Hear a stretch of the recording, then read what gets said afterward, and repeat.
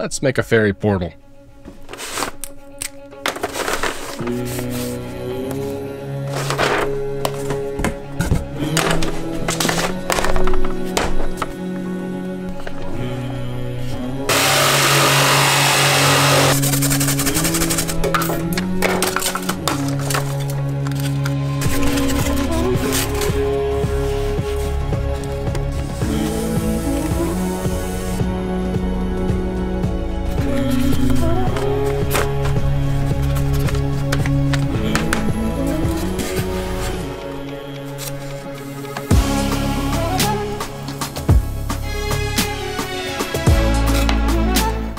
So I've been playing with Blackmagic Crafts green foam for a while now, and I have been completely missing the point of it. I've tried texture rollers and stuff and found it has pretty similar results to pink foam, but doing this textured style with a pencil that he showed on his channel with Gerard Boom, it works so fantastically.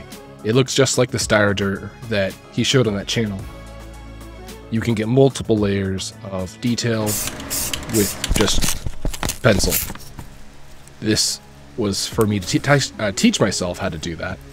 I was pretty happy with the results. Here's on to the real thing.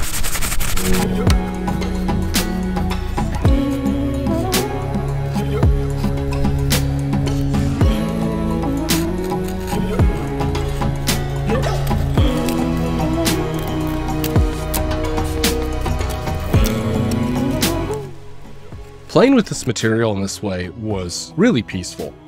It probably took me a good hour or two to fully texture this one piece, but the entire process, it almost feels like working with clay, but a sort of clay that you can't drag or push, in which case it'll rip.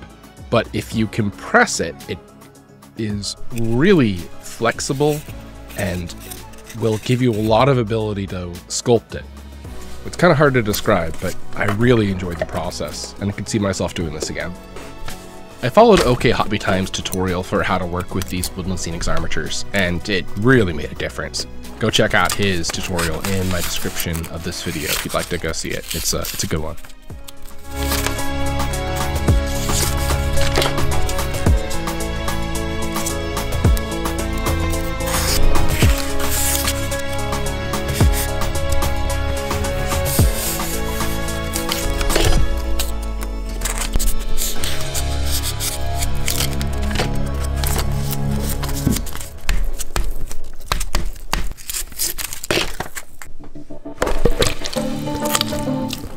All that scrap foam lets me use a lot less Sculptamold than I otherwise have to use, and lets me make use of the good scrap.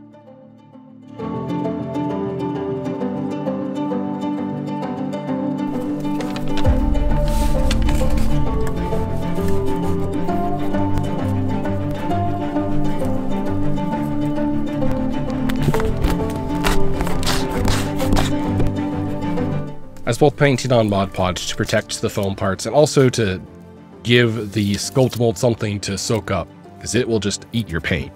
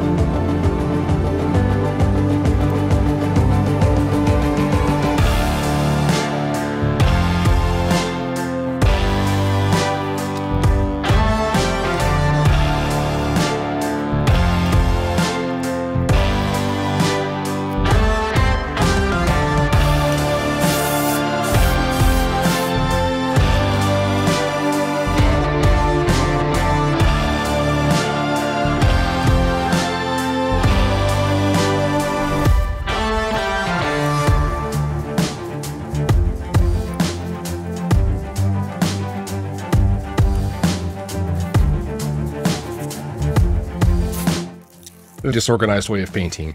I probably blackwashed this 3 times. I highlighted at least twice.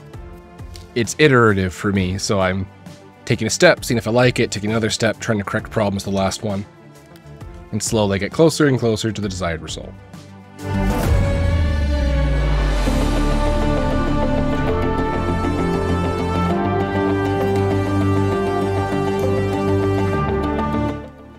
I'm pretty sure this is the silliest way you could color this twine, but it's what occurred to me at the time.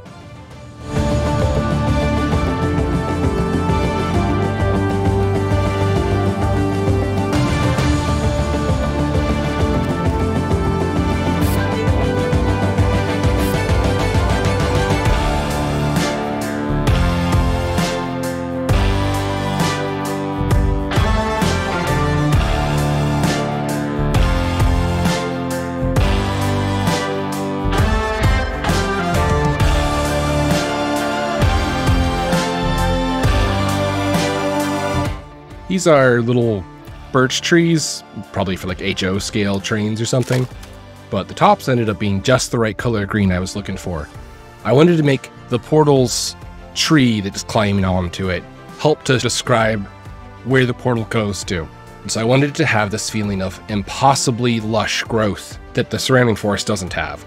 So I'll use some yellow flocking on the trees behind this. They end up being a bit drab for a couple of reasons, but I liked that result because it helps to emphasize this portal goes to somewhere impossibly green.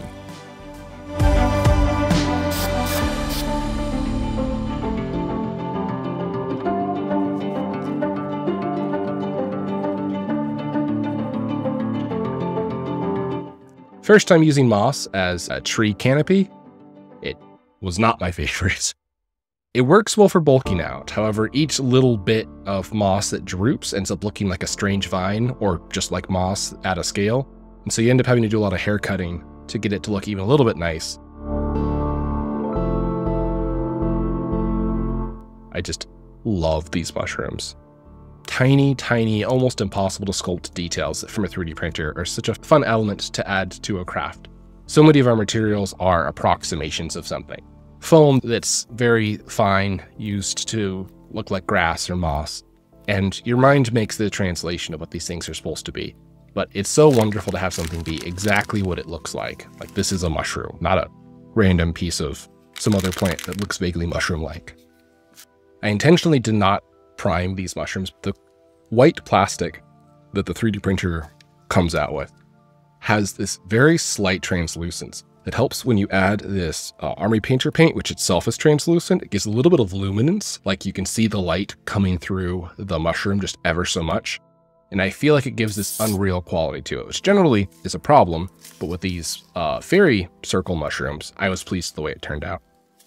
Also very satisfying is making tiny little white dots on tiny little red mushrooms with a toothpick.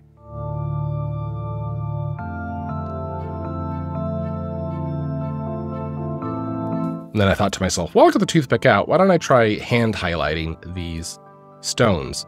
And I could not be more happy the way this looks. It scared me at first because looking at it, you're like, there's a big white chunk of paint on this stone. When you step back and look at it in its totality, it's such a striking touch to add so much contrast that really grabs the eye. Helps to emphasize this is the main point of this build. And that's everything. I hope you all enjoyed. Let's take it for a spin.